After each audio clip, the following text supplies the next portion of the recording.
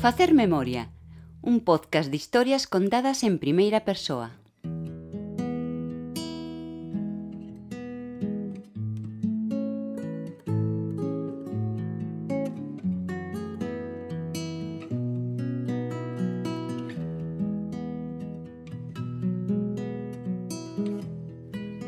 Comecei a vivir en Oza, no concello de Teo, hai uns 14 anos.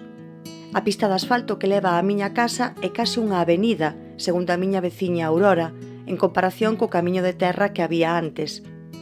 Desde o primeiro momento quixen formar parte do lugar no que está a miña casa, e facer memoria deume a oportunidade de coñecer algo máis da súa historia recente, a que lembra a veciñanza.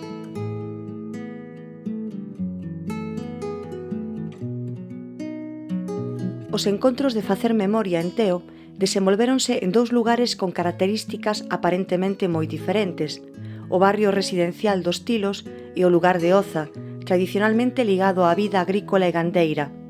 E porén, son dous exemplos dos movementos de poboación que marcan a historia do concello.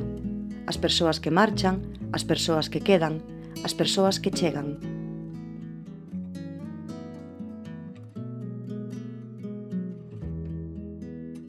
Digamos que en Teo hai un fenómeno, especialmente nos Tilos, un fenómeno moi curioso, que é esa comparativa da xente que no século XX marchou as sociedades agrarias, que marchaban para a Argentina ou marchaban para México. Entón, era a xente de Teo que xunta marchaba para outros lugares para poder intentar traer os cartos da Argentina para formar escolas, como se formaron aquí, para formar outras áreas, outro tipo de patrimonio relacionado co concello. E, en contraste, a miña xeración, que no meu caso, nai Fisterra, o meu pai que é de Entrimo, sei xente de Ourense, de Fisterra, os meus amigos, pois o de Boiro, a súa nai de Boiro, a súa nai de Rianxo, e aquí veciños de...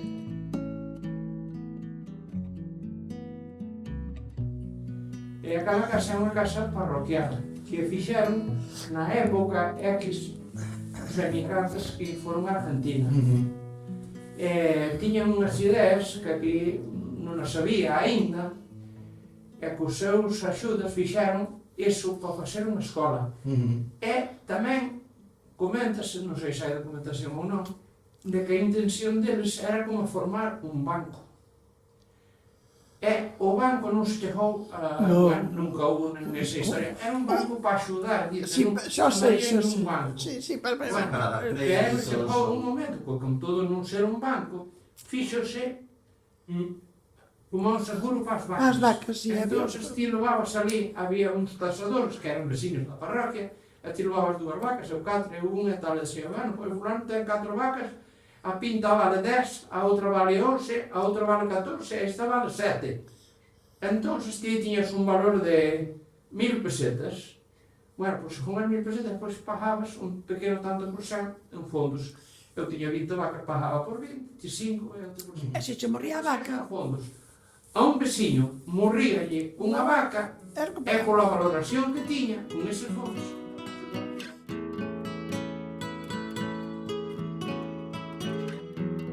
Facer memoria. Queremos que as historias sexan escoitadas a través das mesmas voces que nos las contaron.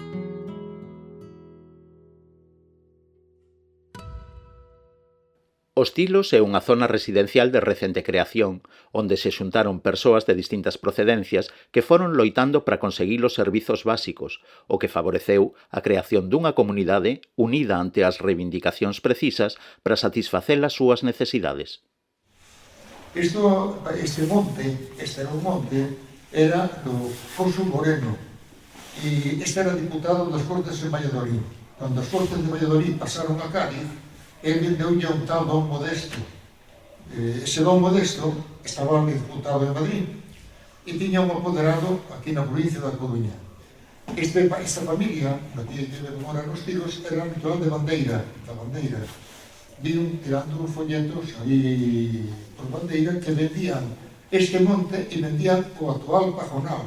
El veu un compadre a ver isto e lle interesou isto por extensión.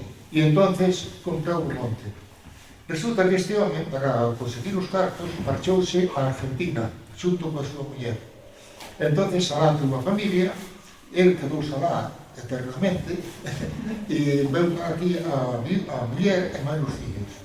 Os fillos decidiron vender isto. Eso é que pactaron ca Caixa de Aforros e entonces parte deles eran os que vendían e eliminaron os outros tres, entre eles a señora Isabel, que era unha hermana.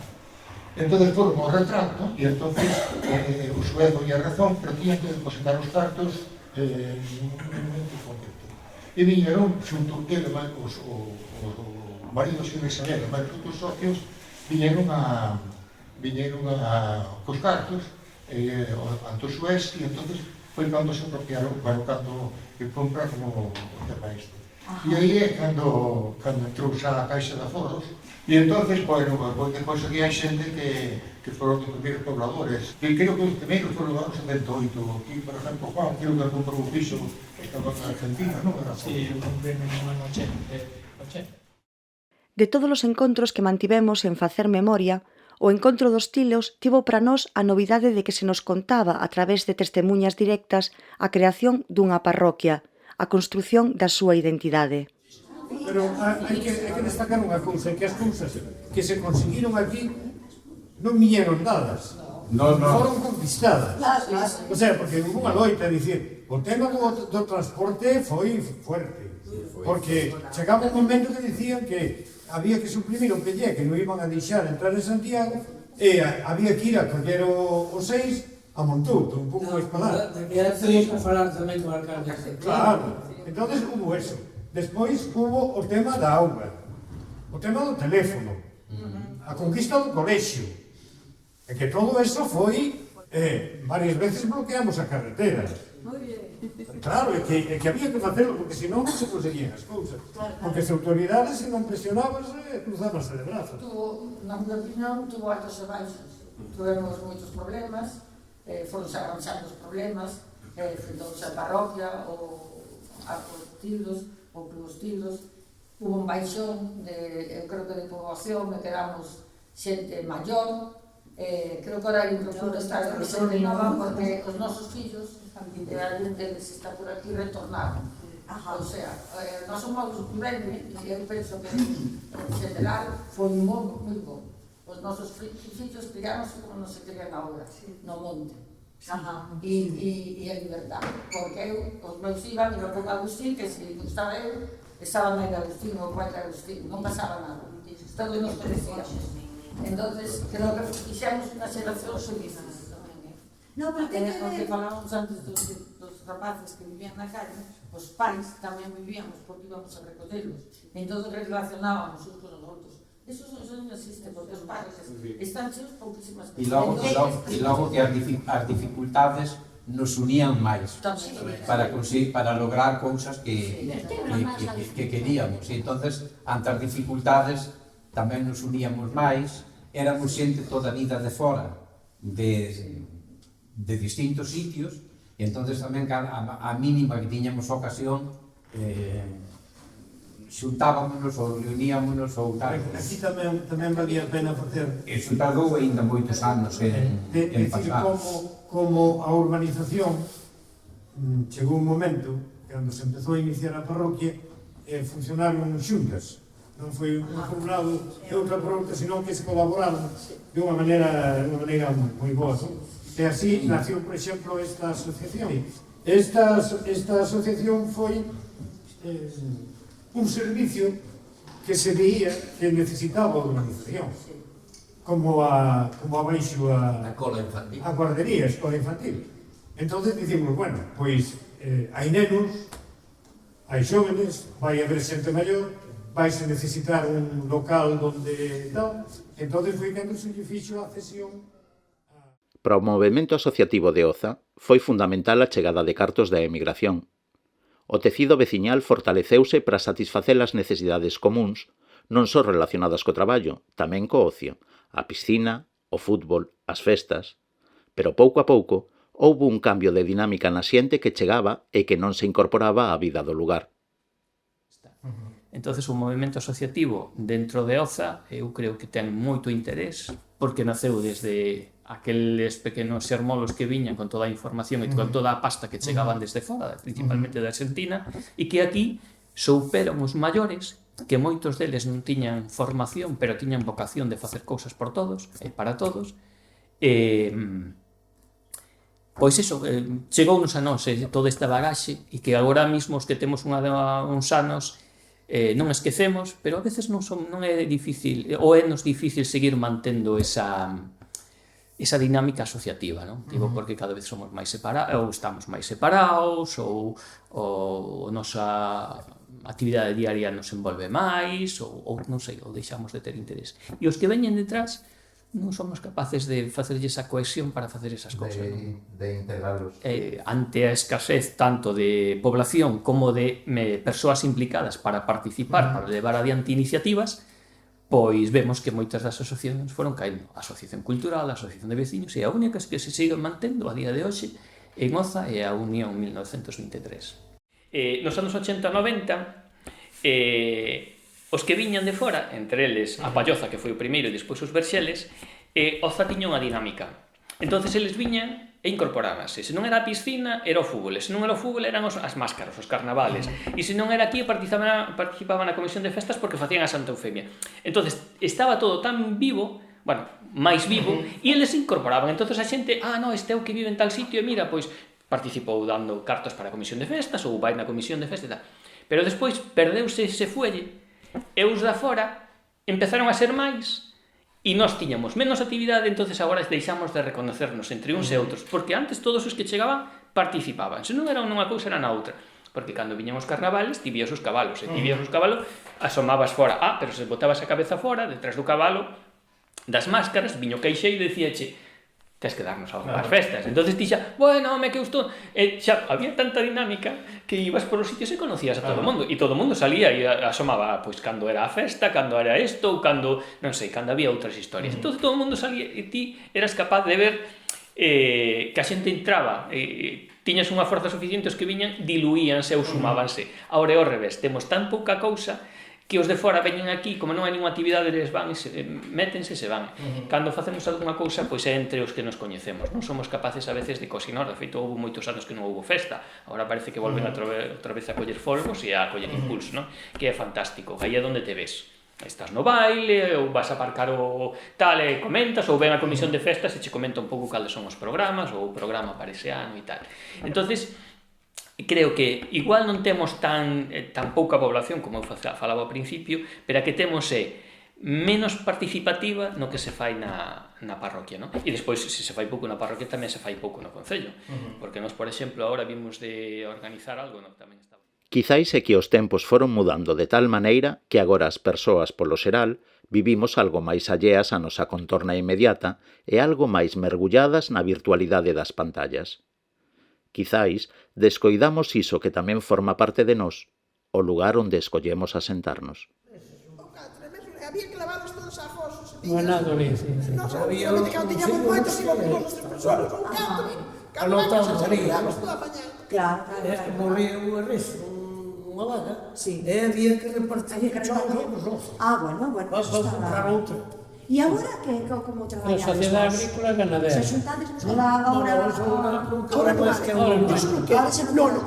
vacas, pero entón agora vos a agrupación que tedes, é para xuntarnos, para Eso é unha unión por un desfacer a unión, é iso que se paga agora. É para seguir, o sea, que a parroquia uníase moito, pero agora non haber... Además, como diste, a pandemia... Claro, no caso de agora, por exemplo, unha rapazada aquí, non? Que estás moi involucrada tamén na vida de aquí. A juventude non quere ser así como eu.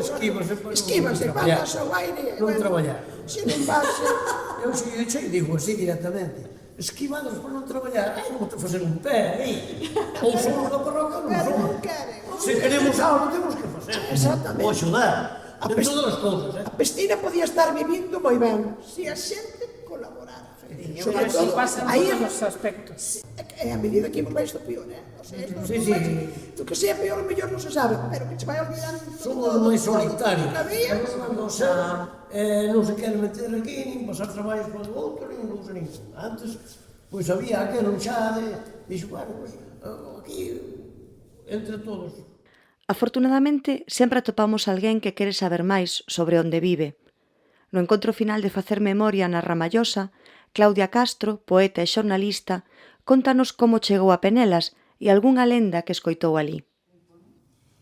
Nos chegamos a Penelas porque tiñamos claro que queríamos vivir no campo con os fillos e, bueno, foi casualidade. O sea, estivemos buscando finca para facer casa e chegamos en Penelas. A ver, a aldea ten dúas partes diferenciadas. As primeiras casas son do 1600, as casas de pedra que están na parte baixa da aldea, eso era polo 1600. Hai unha casa que se chama a Casa das Mouras, que din que había un túnel secreto que levaba, estaban nas portas desa casa, e levaba o pico sacro. Diz que os nenos pequenos, Chema e os compañeros, que sempre estaban buscando o túnel desa casa e nunca o toparon. Pero aparte se di que aí había un tesouro, o tesouro das Mouras, e que había dúas traves, unha trave de ouro e unha trave de alquitrán. Se ti conseguías dar o túnel e co tesouro, e chegabas a trave de alquitrán, ai amigo, estabas morto tamén. Se chegabas a trave de ouro, eras afortunado. Bueno, esas eran as... Tamén a Penelas e a Solláns se achegaron desde o proxecto baixoulla.gal. Lucía de Senín explicounos a súa experiencia coas mulleres destes lugares do concello de Teo, a importancia de favorecer xuntanzas, conversas, lembranzas, a importancia de escoitar e facer memoria.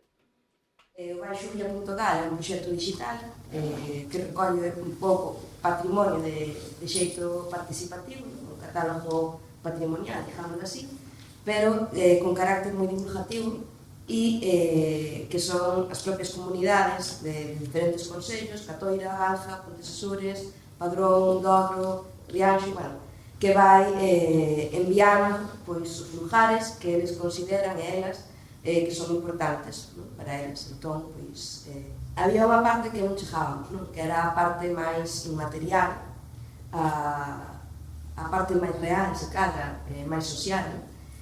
E a parte diso estaba a fenda digital, que eso pues, hai que ter un conto. Entón, un día tuve unha sorte de, pois non sei, de coñecer a alguén de Penelas. Supoño que foi Chema, e me dixo, presentalle pois, teu proxecto ao Consello de Teo. Ela foi. Entón, nada, ao final, pois, expliquiño, e hubo dúas asociacións que quixeron participar. Unha delas foi a Trinxidoira, de Penelas, e a outra Solláns, a Cruceiro do Norte, de Solláns. Pero nada, agora a verdade é que levo desde xullo con elas, levo nos 2 veces ao mes, agora no inverno está un pouco máis parada a cousa, pero é normal.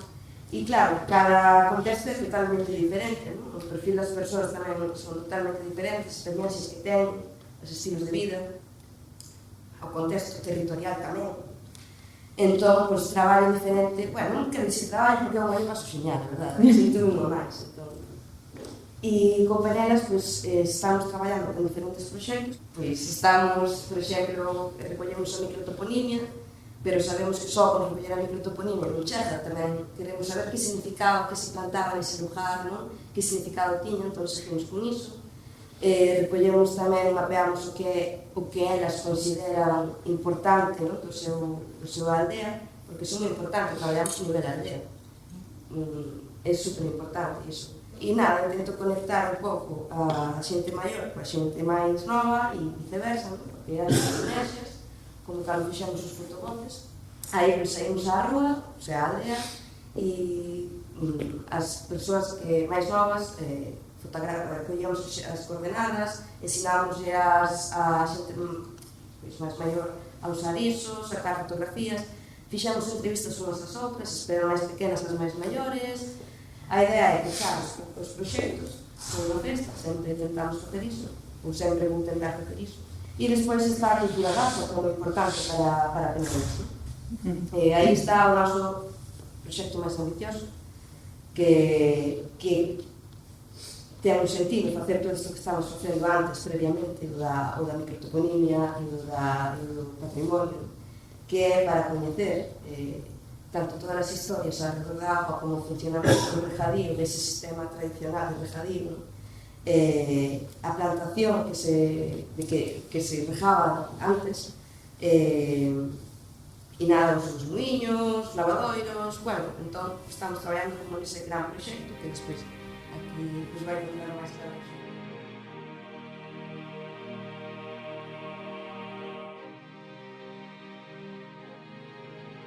Facer memoria. Se queres coñecer as persoas que protagonizan os episodios, podes atopar fotos e vídeos en berrobambam.com/facermemoria ou nas nosas redes sociais.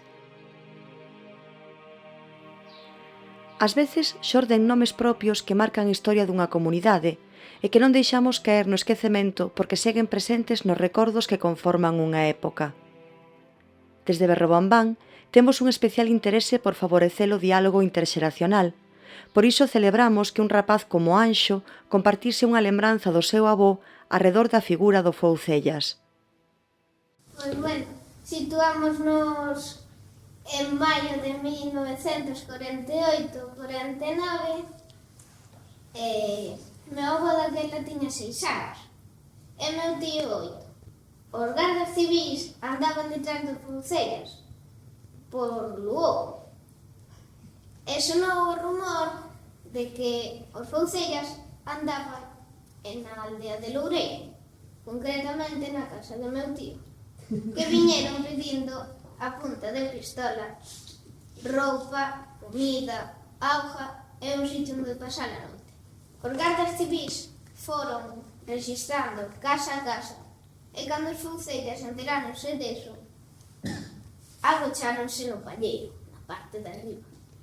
Os gardas civís chegaron a casa, anduveron axixando por todas partes, ata que un foi o palleiro, subeu pola escaleira e non volveu a abrir os ollos. Caeu de espalda. Recibiu un disparo. Os outros gardas civís con medo agocháronse e tuveron pensando e discurrindo unha maneira de sacalos dali, ata que un dixo polo baixo que o queimaron o palleiro. Queimaron e os Foucellas saliron a fume de calor. Varios deles morreron no intento. E despois só quedaban 3, que foron correndo polo camiño. 2 deles morreron. Era Barbarroxa e Ricardito. E só marchou un. Que por iso que se sabe que era Benito Andrade. E os outros 2, Ricardito e Barbarroxa, eran os seus lugartenentes. E marchou un. Os gardas civís non o atoparon, buscaron polo monte e non sabían o que facer. Ata que deixaron abandonar a misión e chamaron a meu avó para que trouxera o carro dos bois. Trouxe o carro dos bois, os gardas civís montaron neles os mortos. E cando os montaron, o meu avó foi tirando dos bois. Parou. E dixolle un garda civil: pero a ver, por que para? Quere que le pegue un tiro? E dixo meu avó: hai que ter un pouco de humanidade, non podes deixar que o brazo do pobre señor anda rascando coa roda.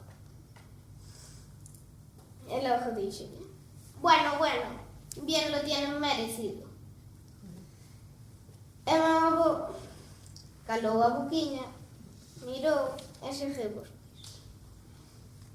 Seguiu ata chegar á igrexa. E ainda hoxe en día están enterrados nunha fosa común, na igrexa de Lugo. E xa está aí. Nas antigas escolas de Oza, unha placa lembra a mestra Carmen Martínez Cereijo pola súa labor pedagóxica. A pegada desta mestra na memoria colectiva danos unha idea da súa importancia, da consideración e respecto con que aínda hoxe se fala dela, e de todas aquelas mestras e mestres que, grazas ao apoio dos colectivos veciñais, evitaron as represalias durante o franquismo. E doña Carmen, a das mulleres, a das rapazas, morreu sendo, diz que moi boa profesora, morreu tamén. Mudou aquí moito, O sea, caducaron aquí, o sea... Bueno, hai unha estatua que lle... Sí. A esa é a muller, a profesora esta. Doña Carmen. A doña Carmen. Tamén. Pero teño escoitado a miña nai que, bueno, facía moitos traballos destes de coser, de bordado, de non sei, e despois cando era, non sei se por as flores ou por cando, que facían unha exposición que viña a verse. Porque aquí o mes de maio era moi sonado por as flores. Despois as rapazas da escola, bueno, expoñían os traballos. E xa llamaban poesías ás nenas, o sea, versos. Sí. Paladinho a Virgen, o sea, éramos profesores. Era outra festa máis que había. Buscaban a roupa vestidas de ángeles, entonces... A xente viña, daquela é o que había. Había unha festa ilusionada que viña xente de moitos sitios. Había xente de moitos sitios para ver eso. E todo era polos profesores. De novo unha rapaza, Alicia, emocionou o público asistente no encontro final que tivo lugar no Auditorio Constante Liste da Ramallosa, recuperando un traballo que fixo cando estudaba quinto de educación primaria e no que imaginaba un diario escrito por esta mestra de Oza. Bueno, aviso que o de falar diante da xente non o levo moi ben, así que, bueno. Pois eso, este é o meu traballo, que se chama A Mestra. 1 de agosto de 1924. Hoxe foi un día moi emocionante. Por fin tomei posesión do meu cargo como mestra da Escola de Nenas de Oza. Fíxeno diante do teniente do alcalde deste lugar tan descoñecido para mí. Teño moitas ganas de que remate o verán para comezar. 2 de xullo de 1932. Mañán vou ir a Vilariño para dar unha charla sobre o feminismo dentro das misións pedagóxicas. Non adoito a falar diso, pero estamos nunha época de cambios moi veloces. As mulleres xa traballan fora da casa e pode que axiña empecemos a votar nas eleccións.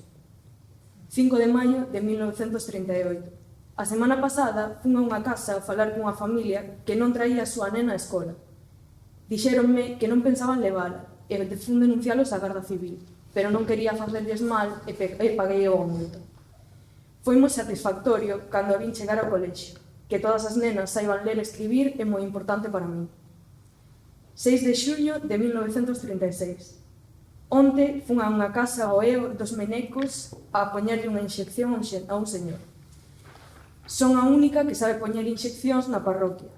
Estaba chovendo e había moita lama, pero tiña que ir. Non me podo quedar quieta mentre alguén enferma.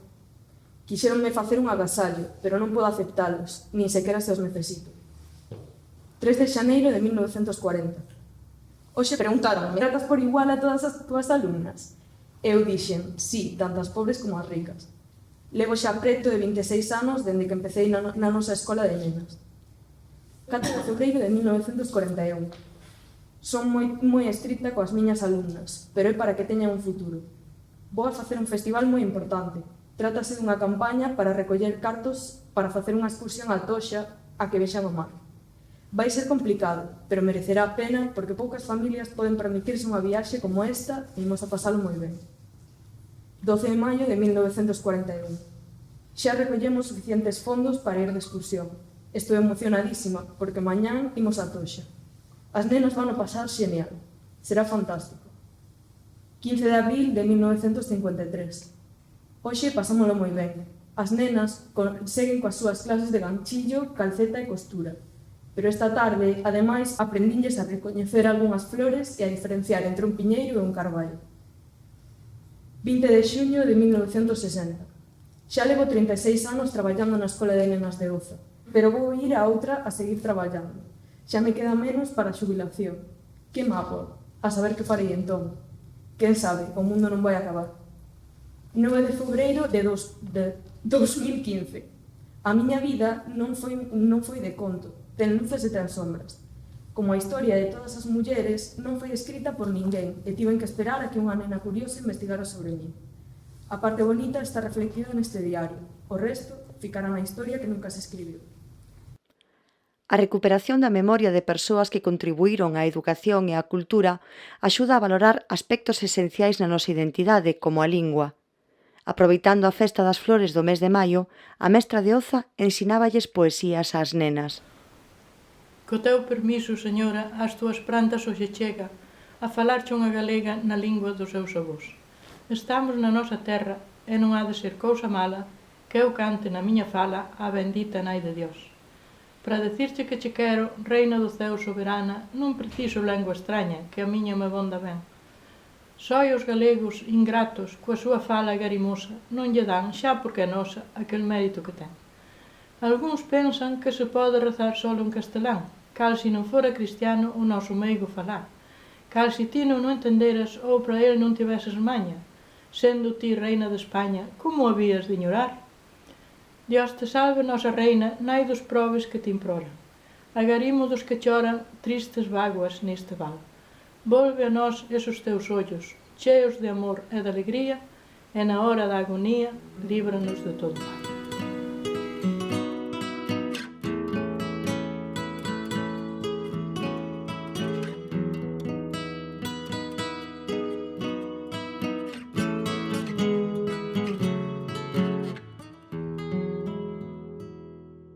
Facer memoria.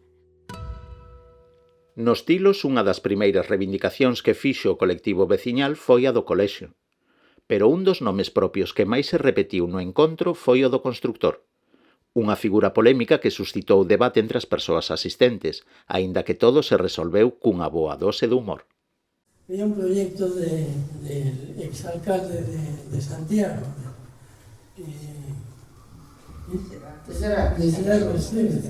estaba depositado en un balde. Entonces esto se empezó a mover un poco, porque yo llevaba la obra sociocultural de Caixa y tenía ahí un salón, empezamos a ver gente, se vino ahí. Parte de las casas que había construido este constructor de la colonia. Pablo Capellán, tuvo que cortarle las alas, porque le gustaba mucho el dinero. Sin embargo, yo opino que fue un hombre maltratado. O sea, fue un hombre con una idea muy brillante, porque no hay una administración como esta en una contorna. Pero la idea no es de él solo. La idea no fue de él. Él fue constructor. Y allí fue la ruina.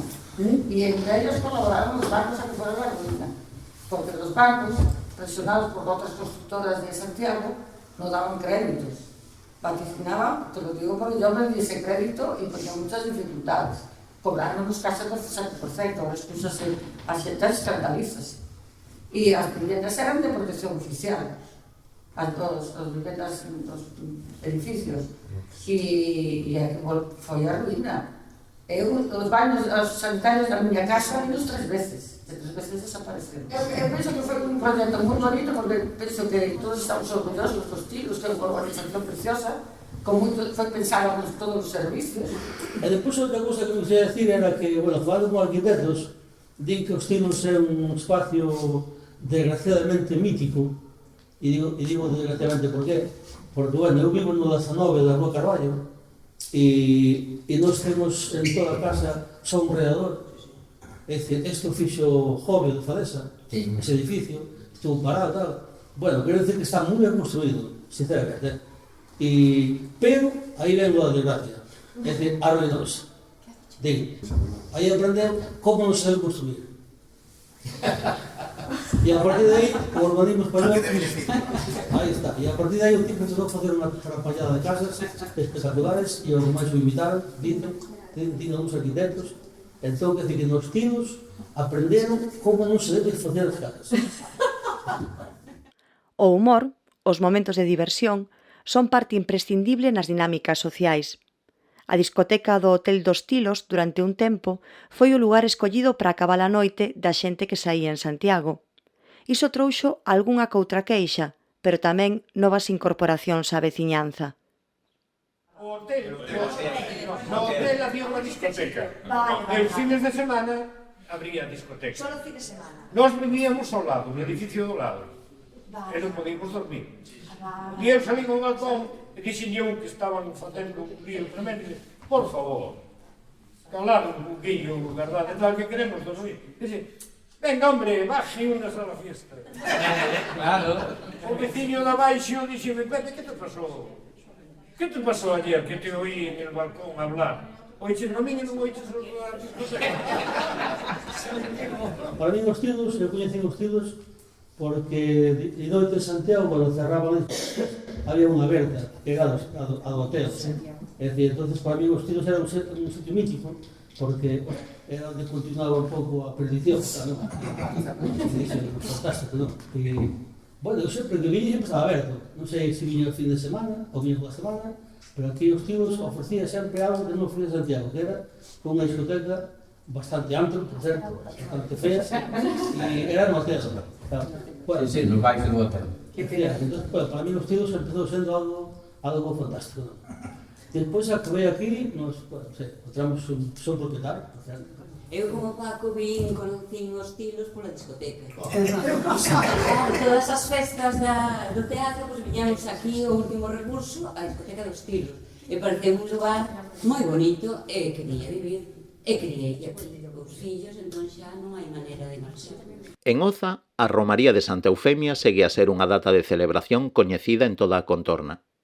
Ao igual que outras festas en diferentes épocas do ano, forma parte deses recordos que nos fan debuxar un sorriso porque os ligamos a acontecementos relacionados co lado máis luminoso da existencia, a alegría, o amor, a música, o baile. Mire, eu marchei da casa de meus pais, tiña 7 anos. Tiña 7 anos, marchei pa Sura. E chamaban a montaña, para lá, para arriba do Pedroso, non sei que zona. Sí, Figueiras. Sí. Despois de lá, vin pa Luou. Tuve 8 anos en Luou. Despois de Luou, había unha sardiñeira que viñan vender o pescado de Rianxo. E entonces, como eu xa levaba ali moito tempo, tiña un cuñado, e dixo, vaite pa Osa que ali hai unha taberna que te queren, que é ali e tal. E has de estar ben. Eu, gana de salir de Lugo non tiña. Non estabas ben. A min criaron ali e para min eran mellor que a meus pais que me criaron. Eran tres velliñas solteiras, pero buenísimas. E entonces, despois, esas mulleres, que hoxe ainda ven as netas desa mesma sardiñeira, ainda ven as netas.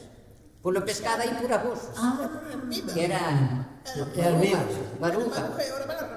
E entonces, despois, botei tamén 8 anos, polo menos na Armida, na casa onde anda agora Edita. E ali foi onde conocín o home que teño hoxe. Bueno. E dali fixeronme, porque cando se casa danche unhas rosquillas, unhas copas e calquera cousa que eso. E salín dali como se fora da casa dos meus pais. Fixeronme todo ali, tivemos 100 e pico de invitados, a boda foi a comida foi na taberna da Buso, na taberna de Fandiño. Acórdome ben que comemos de entrantes, agora é marisco todo, pero daquela non había marisco, era salchichón, chorizo, xamón e todo iso. Despois comemos callos, carne asada, e despois unha tarta que xa non sei como era. E entón, dali, pois, tuvemos, e sabes canto nos custou a boda? 100 e pico de personas que eran 12.000 pesetas. Despois quixeron ir, un cuñado meu quixo vir pola casa para ver os regalos que del xa lle parecía que era o mellor, e bueno, esas cousas. Ñamos pola casa, fomos outra vez para arriba, un día de algo. Metía medo, fomos todo por onde vesa, por ese camiño que hai todo por aí abaixo, para salir a Osa. E unha cuñada miña rompeu un zapato, con dos zapatos, foi descarro un pé. Un desastre. E non se vedes para a roupa da boda? Non. Cambiaste para ir á festa. Pero daquela non é como hoxe, que hoxe van o traxe blanca e tal, pero daquela levei un vestido negro porque daquela decían que non se podía ir de blanco porque eu xa iba arreglada do meu José. Entón, daquela non se podía levar un vestido blanco. E eu levei un vestido negro. Bueno. Que se eu hoxe, o que máis me pesou, é ir de negro. Claro. Sí, señor. Porque moitas máis... Eu tamén levei un traxe moitas máis nada máis igual de blanco. Feito Lina Augusto. vestía como...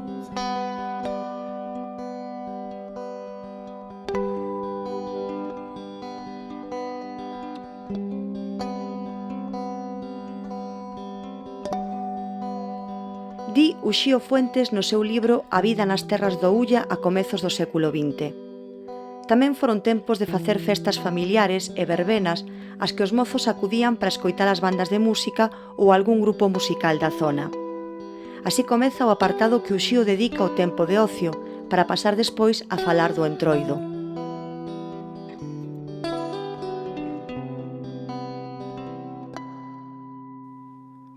O Entroido na zona do Ulla cobra unha especial relevancia grazas á figura dos xenerais como elemento principal. Pódese situar a súa aparición a partir da ocupación napoleónica como unha forma de protesta. Usaban vistosas vestimentas militares ambientadas nos traxes dos soldados franceses e montados sobre engalanados cabalos simulaban enfrontamentos verbais coñecidos como atranques ou altos. En cada parroquia teñen diferente entoación. En cada parada do percorrido da comparsa, os xinetes diríxense a viva voz e espada en man aos presentes para desexar longa vida a cada un dos que van dando un donativo aos caixeiros. Son as vivas. A estrutura deste entroido é formada ademais por coros de nenas e nenos, coro de bonitos, e os coros de vellos, que van facendo paradas onde cantan coplas satíricas. É tamén moi popular o demo dos cornos. Os xenerais do Ulla marcan o entroido da zona, pero tamén nos descobren o talento de persoas como Edita, que sabe poñerlle palabras e rimas á retranca, a nosa necesidade de botarlle sentido do humor á vida e relativizalo todo, nesa liberdade que nos proporciona a música e a festa. Ese pero xa ali no colegio foi, porque ali facíamos teatro.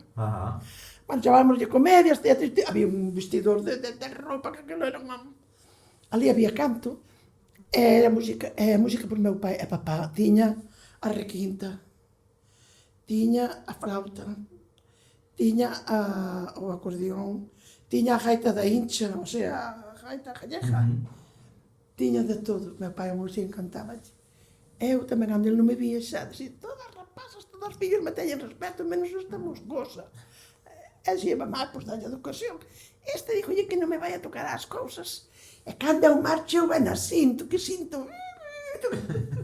Eu deixaba todo postiño, pero con 6, 7 anos, todo postiño, pero gustábame. E pois quedou así como un gusanillo. E despois, a mí morreu tamén a miña irmán, unha irmán miña que me leva 3 anos, que nos levábamos como irmán e como amigas, morreu de repente. E eu metime... Tuve entre 2 anos e pico con esa crisis, era o meu neno moi pequeniño. E con esa crise que, o sea, bueno, a tratamento, e dixo un médico de cabeceira, se non quitas este tratamento, ti lo que é, ti vas a acabar mal, isto é moi fuerte. E ti, neniña, non te vas a xuntar monxa, señor, sí, señor. E ali non facías comedia, señor, facíamos, fai cantar, xa fai, como vou facer cantar? Entón, foi, que foi cando me casei, tamén foi cando... Mi pa aquí e facínlle unhas coplas así pos carnavalos. Un señor díxome, tita Bullariña, fai ti unhas... Eu non, eu estaba aí con as eras que eran pequeniñas. Eu, cando veu para arriba, se tiña 7 coplas feitas. E dixo, eu son unha maravilla, eu son unha maravilla para a aldea. E tamén era un carnavalero, ese señor delle, perdón. E chamáballe Germán. Xa temos o que quedeu que non facía falta, xa temos, bueno. E empecé, e dixo, ti non, por fai, pero ti fai cancións. Pai me caso, quite de soi, se dou a vida. E se digo, si, eu, si, depois facía as coplas.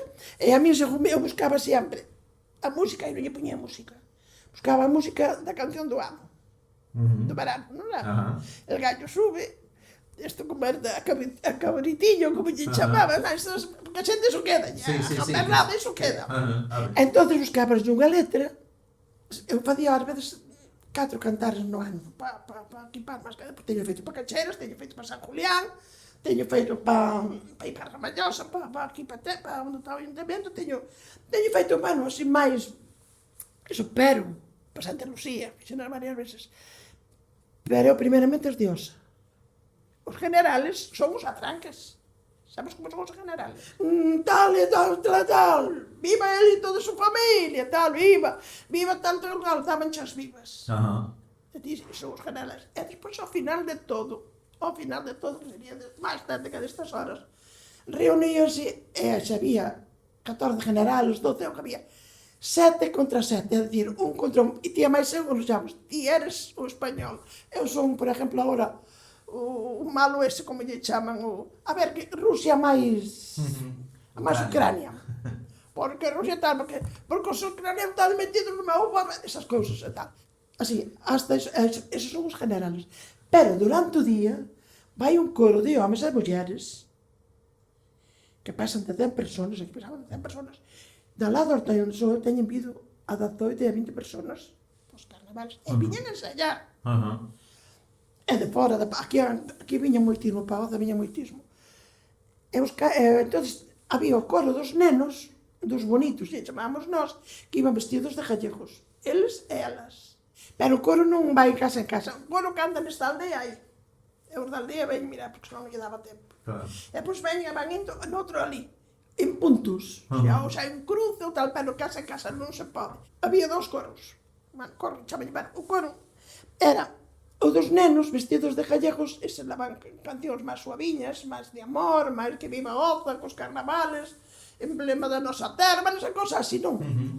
A 30 Galicia. E por viñamos os malos, os vellos, aí é onde caía a política toda.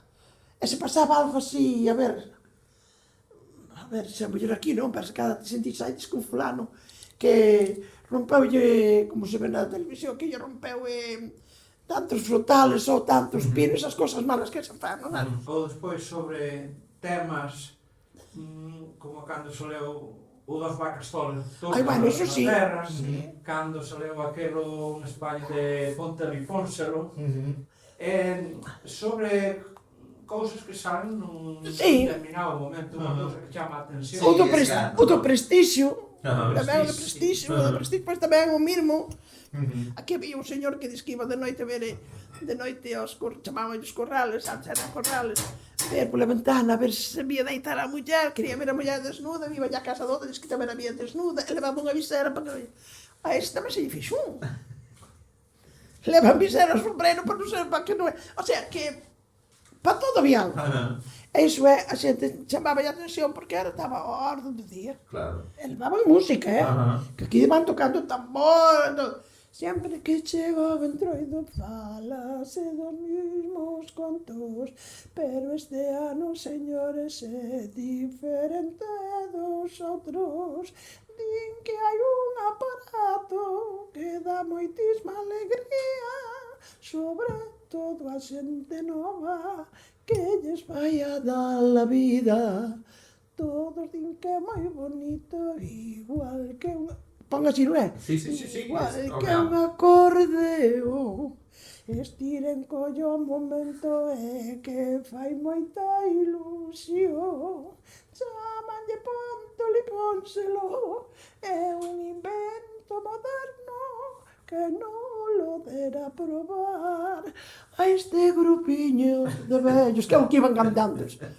Un di que largo é moi gordo e faille falta moito sitio, outros din que é moi pequeno que xa colle no bolsillo, pero as mulleres casadas moito lles debeu gustar, xa fixeron uns cursillos pa aprendelo a manexar.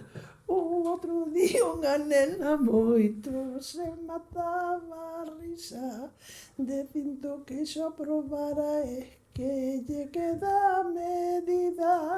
Sin embargo, outra rapaza choraba que daba medo, porque non sabe o que é que quería sabelo. Bueno, seguía así.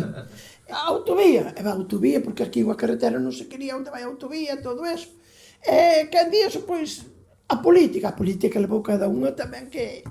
Levou a verdade. Do cura. Ai, do cura.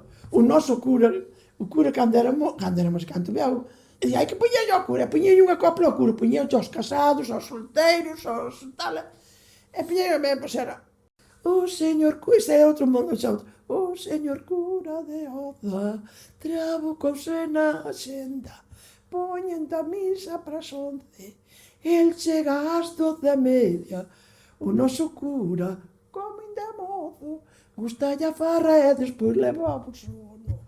O noso cura é un artista, os nomes todos dixeron el tipo, é un artista, queda na cama en vez de decir a misa. Era unha carallada todo, esa a mí non que me gusta.